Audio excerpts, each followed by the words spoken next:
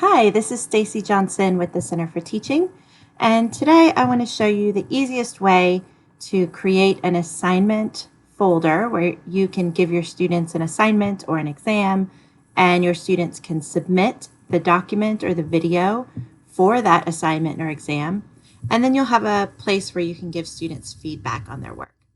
So I'm here on Brightspace, brightspace.vanderbilt.edu. I'm going to click on one of my courses. And this is just a sandbox course that I use for situations exactly like this, where I'm not doing real teaching, I'm just giving demonstrations. So the first thing I'm going to do is go to the content area. The content page is where you will be sharing everything with your students. This will be the one-stop shop where they can go to find what you're doing in week 2 or unit 1 or where your Zoom office hours are. This is where they're going to find everything they need. And in order to do this, you are going to need a module. It's really easy to create a module. You just click on this box at the bottom and you type in what you want the module to be called. In this case, I'm going to call it exam. Once you have a clean, open module, then you're going to click on Upload, Create. In this case, I'm trying to create a new assignment. That when Brightspace talks about assignments, it actually means a place for students to submit work. So I am going to click New Assignment. And it takes me to the assignment interface. First, I have to decide what is the assignment going to be called. I'm going to call this Midterm Exam, and I'm going to put a date on it, just for example. You have to decide how much it's going to be scored, whether you want it to show up in the grade book, and then what the due date is. And you have to give instructions. So this might be a place where you actually click this little button right here. This is our Insert Stuff button. I'm going to click it and then choose a file from my computer. I want to go to my Brightspace workshop files and choose this Word document. This is the Word document that I want my students to actually fill out as their assignment or as their exam.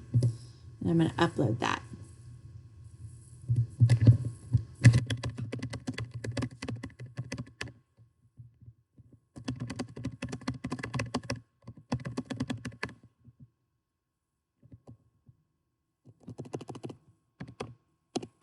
Changing my mind about the wording. I can always fix that later. It's a little clunky wording, but I think we'll figure it out. And I'm also going to just add some text. So please download this exam, complete it, and upload it to this assignment. Now, you might actually have your students doing handwritten work, like doing drawings or some sort of a rendition that it's not possible for them to do it by typing. And in that case, they can always scan into PDF or take a picture with their phone and upload that picture or that scan of the handwritten document to the assignment folder. That will be no problem. However, a lot of people have like a Word file that has the actual exam on it, and it's easy to just share that Word file with your students right here. They download it, they type into the Word file, they save it, and then re-upload it back to the assignment, and Brightspace keeps it all super organized for you. Now, this is all the basics. There's other things over here like availability dates. For me, I do not want students to be able to turn in this assignment after the deadline. It's a hard, firm deadline, so I'm going to put 9/22, 11:59 p.m. It closes. They cannot submit anything after that time. You can also, let me close this arrow. You can also do some submission and completion, like how is this an individual or a group assignment? How many files can students submit? That sort of thing. And there's also some evaluation and feedback tools that you can look at the different options here. I'm going to leave most everything as a default except for the end date and click Save and Close. So now if we go back to the content area, And I'm going to scroll down, click on exam. What we have is midterm exam, my instructions, the due date and the end date, and the document that students are supposed to download and complete. Let's say I only want to give students a 3-day period to complete this exam. When you're talking about online teaching, giving them a minimum of a day or two to complete something is standard, and it's more common to give students an entire week to complete something. In a normal face-to-face classroom, you might only give your students a couple of hours to complete an assignment, but because of the way online learning works, we're often going to give our students more of a matter of days. So if I don't want this to open until a couple days ahead of time, so they have a time-limited space in which to complete this, I can change this here. So I put all my settings in, but do you see how when I hover over this with my mouse, it kind of goes gray? If I click on that, it opens the settings back up, and it will let me say, okay, this is going to close on the 22nd. I'm going to open it on Friday the 18th. Let's say 12 a.m. So first thing in the morning on Friday, they have to turn it in Tuesday by midnight. That seems like a reasonable amount of time for students to have this assignment.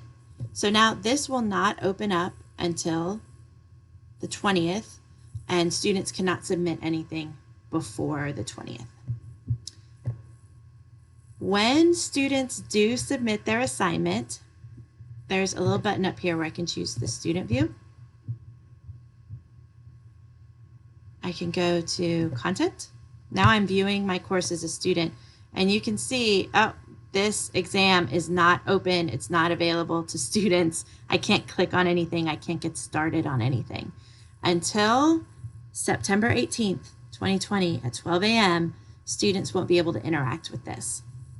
As soon as the start date happens, though, they will see exactly what we see here, which is clickable links and downloadable documents.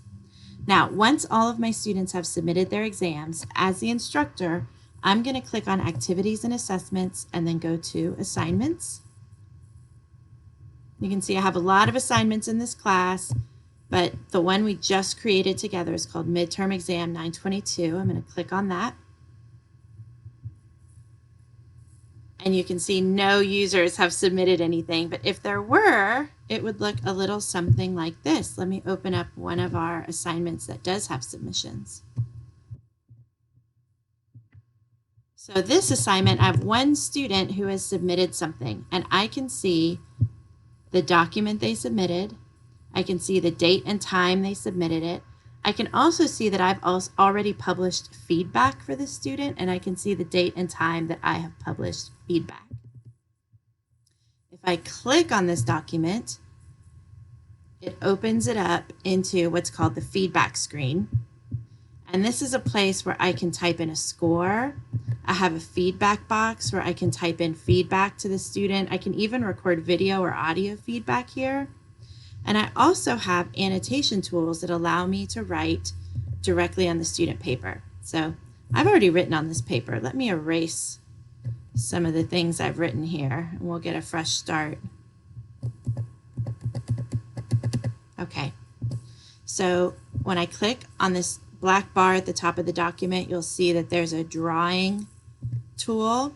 That's just a pen. I can choose the thickness of my pen to be any thickness I like. I can choose the color of my pen, and I can use it to write on student documents.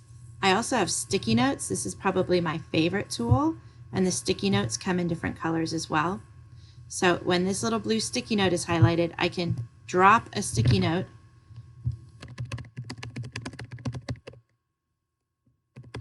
and type anything I want to, and it's going to communicate to students that right here where this sticky note is, I have left a comment. And when students view it, all they have to do is click on the sticky note to expand it. It's a really easy way using the drawing tools. There's a highlighter, so I can highlight specific passages using the sticky notes. You have a lot of tools to not only give students a space to submit their work, but also to type, record audio or video to give them a grade, or even write directly on their paper right here in Brightspace. I hope this tour of the Brightspace assignment tool was helpful. And if you have any further questions, don't hesitate to reach out to brightspace@vanderbilt.edu. We are always happy to help.